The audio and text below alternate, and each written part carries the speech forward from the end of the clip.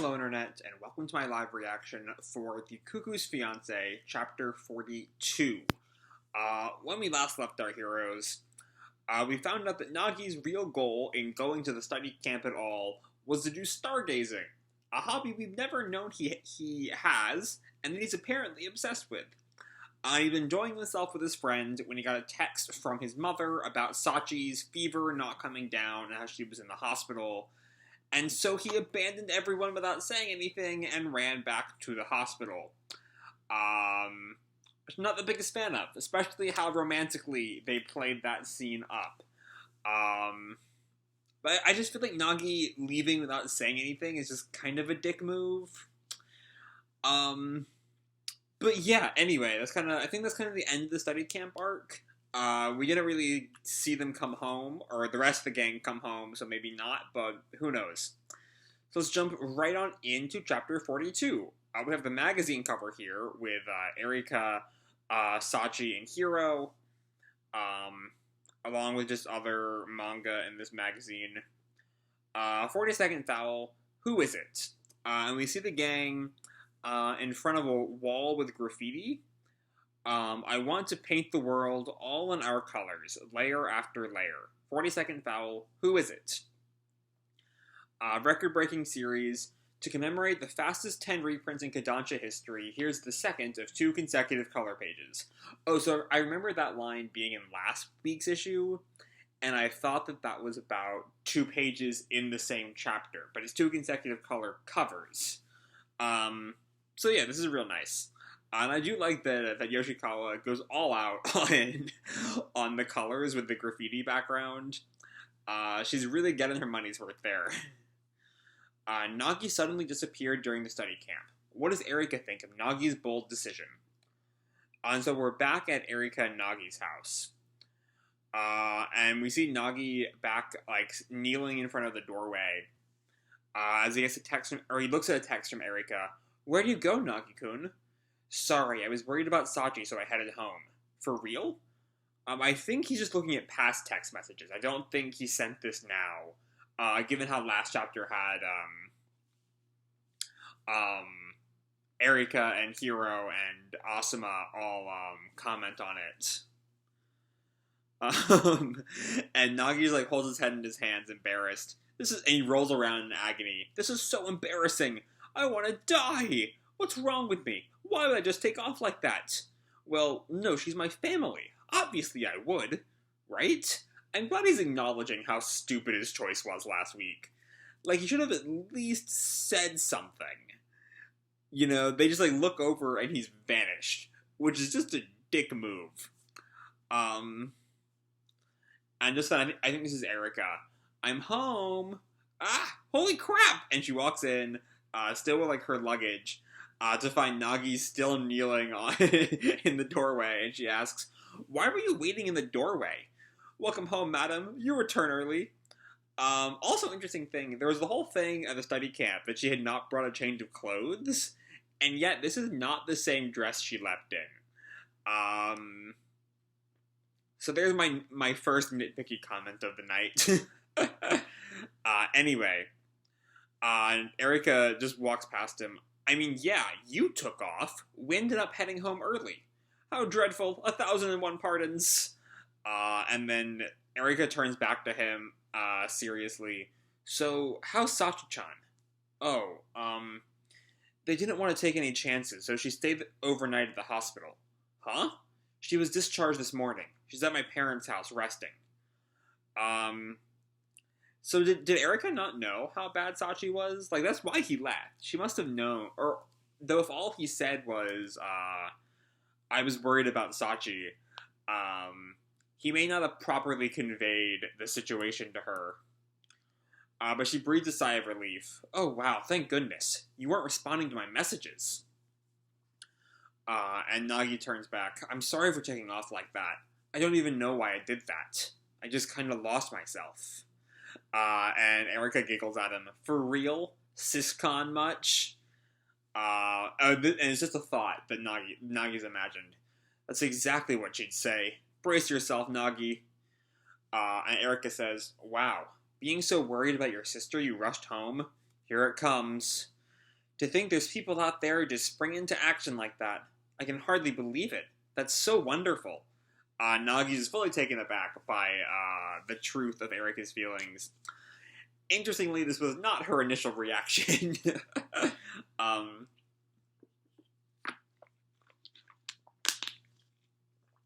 but either way, we see her being a bit more serious here than she was last night. She walks up the steps.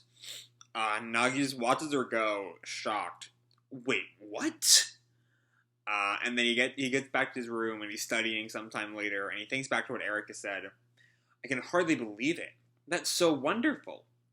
And then he thinks, what was that holier-than-thou attitude all about? That was really weird. Come to think of it, she's been acting strange since she got back. Lunch? I'll pass. She probably thinks I'm a siscon. She's just weirded out. I bet that's it. Why does this keep happening? Why am I the one who always looks like an idiot?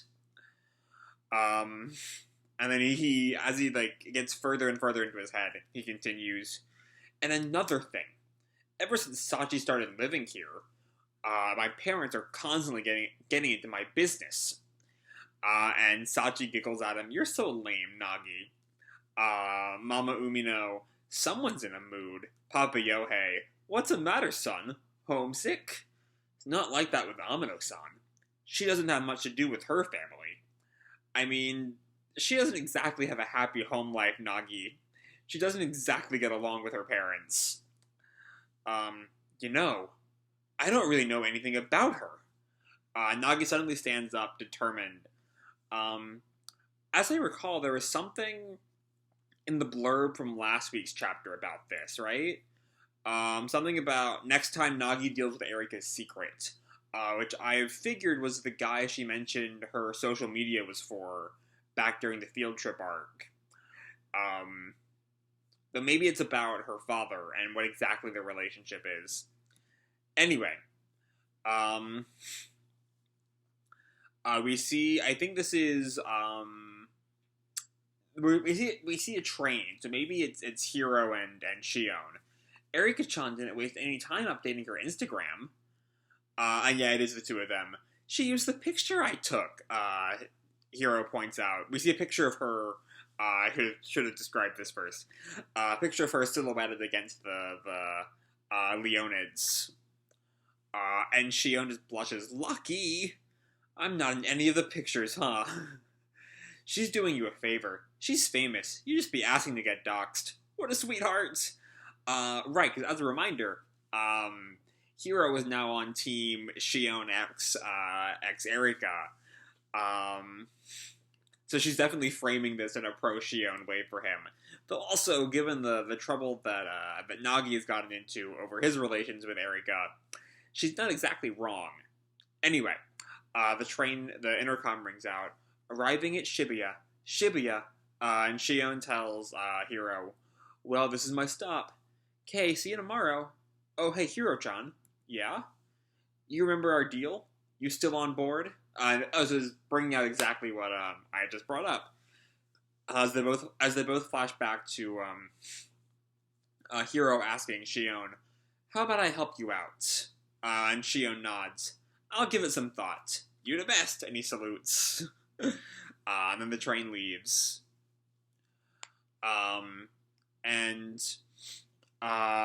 So Hiro is looking through her phone again, and she thinks back. Still, what was with that picture in the parlor? We see a picture, I don't think we saw this scene, with a young Erika, her father, and someone who we kind of can't see through, like, the glare on the glass. I'm gonna go back and compare that with Erika's mother, who we see at the bottom of page 10 has darker hair, maybe a reddish color. It's in black and white, so you can't really tell, but like a reddish is depicted in a darker tone, whereas this person's hair seems to be lighter. It might just be the effect of the glare making it hard to see, but at the very least it appears to be a different person than the Erika's mom figure we saw on page 10. I also don't think... Oh, no, we did briefly meet Erika's mom one time, right? Back on, like, Mother's Day, a long time ago. But anyway, we see Hiro, pondering that question. And then we come into Karuizawa at the house. Why, sir, I wasn't expecting you. And it's Mr. Amino who's come in. Sorry for dropping in like this. I'll only be a minute. The young lady has already left. No, this is a maid. I was reading in a more masculine voice. I'm in the middle of cleaning at the moment. No worries. I'm just here to retrieve something. Retrieve? Yeah. A little bomb I planted. And it's the picture. Once again, Mr. Amino is orchestrating something. I'm not entirely sure what his end goal is here. But he's definitely doing something. The picture was planted at the scene to get some kind of reaction, but the only person who seems to have noticed it is Hiro. And her reaction is more one of, confusion. So I don't know. Anyway, we now check in at the Umino house. Aren't you going a little crazy with the food? And Sachi responds, not at all. You're still recovering, come on. Mrs. Umino is kind of getting onto Sachi for overeating while she's still recovering. Well, yeah, I've got to hurry and get back to the other house. That's a little rude to your mom. I need to get well, just get the fuck out of here.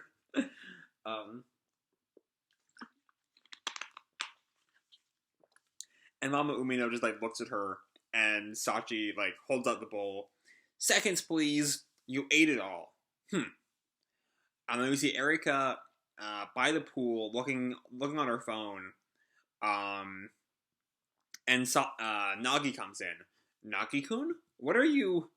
And Nagi just yells, Amo-san, there's something I want to ask you. And she just splashes him with water. What? And we see Erika just, looking at him dead-faced. Quiet down. Use your inside voice. No, I'm checking my Instagram. I need to focus. And Nagi's just now it's Nagi's turn to be annoyed. And Nagi sprays her with the hose. Kya!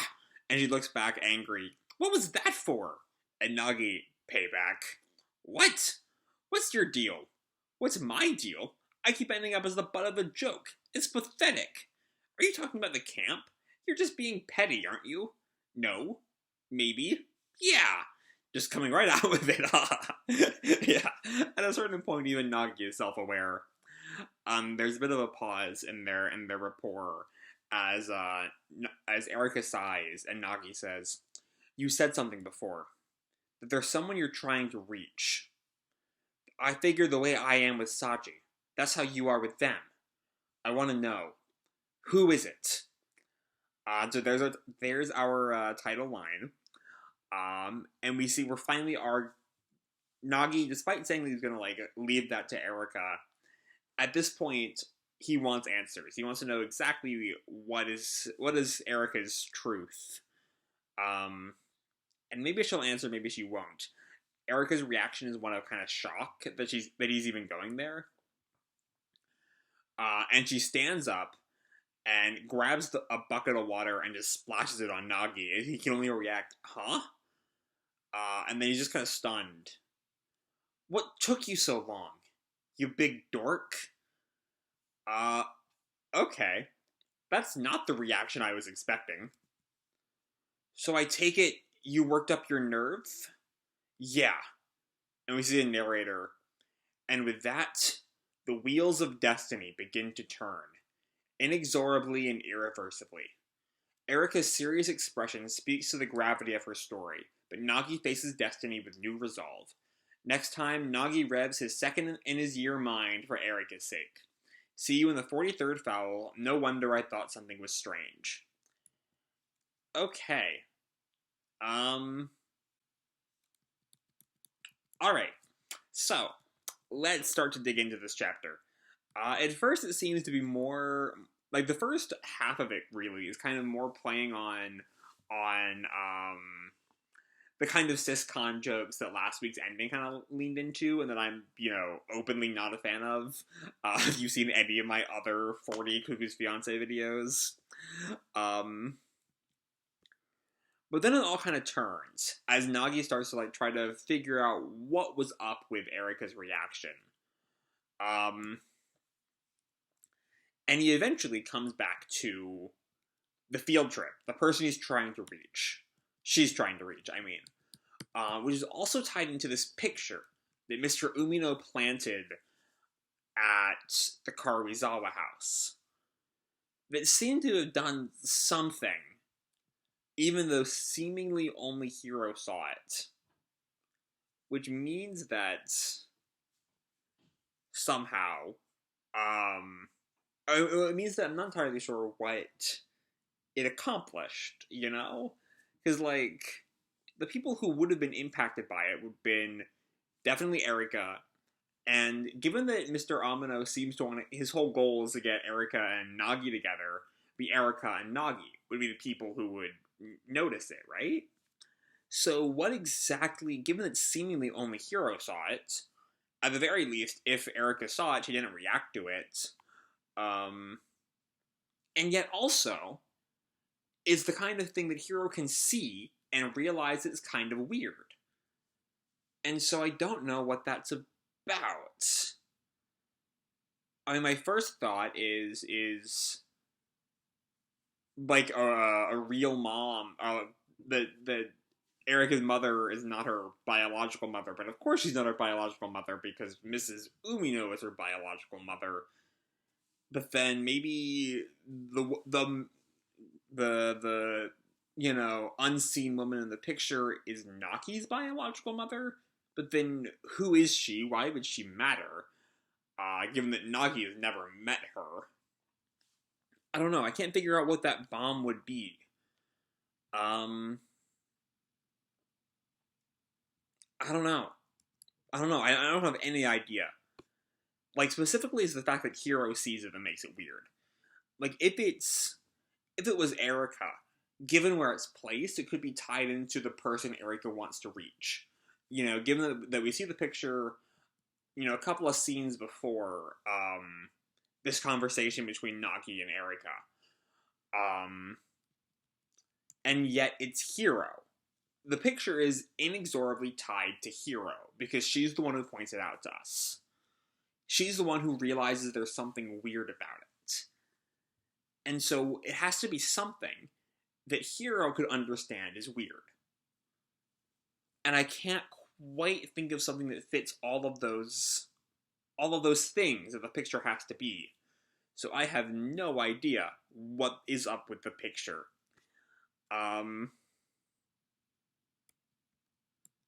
But yeah, then we see a quick little scene of Sachi as she's recovering, and that page could honestly be cut from the chapter. Honestly, I think it maybe should be cut to really streamline the story. We go straight from Karuizawa back to Nagi and Erika dealing with the mystery person. And then yeah, there's this surprise reaction from Erika. What took you so long? You know, is that she's not mad about it. She's, you know, been waiting to tell him. And so, and the only reason she has not told him is because of Nagi's big declaration that he's not going to ask. And then now that he has asked, she's willing to tell him. So, what all this means, I have not figured out yet. But this was very much, there was still some really good comedy in here. Specifically all of the splash fights going on in the last scene. Nagi's complete shock at Erika's perfectly pleasant reaction to him abandoning her at the camp. But really, this is a plot chapter. This is a main story plot chapter that we have not seen in a good while. We're getting answers to exactly what the mysteries are with Erika. And I'm excited to see what they are next time. So, that's all I have to say for this video. Hope you all enjoyed the chapter and the video itself. If you did, feel free to drop me a like or subscribe or, you know, do whatever makes you happy, you know? And remember, your life is your own, okay? Bye!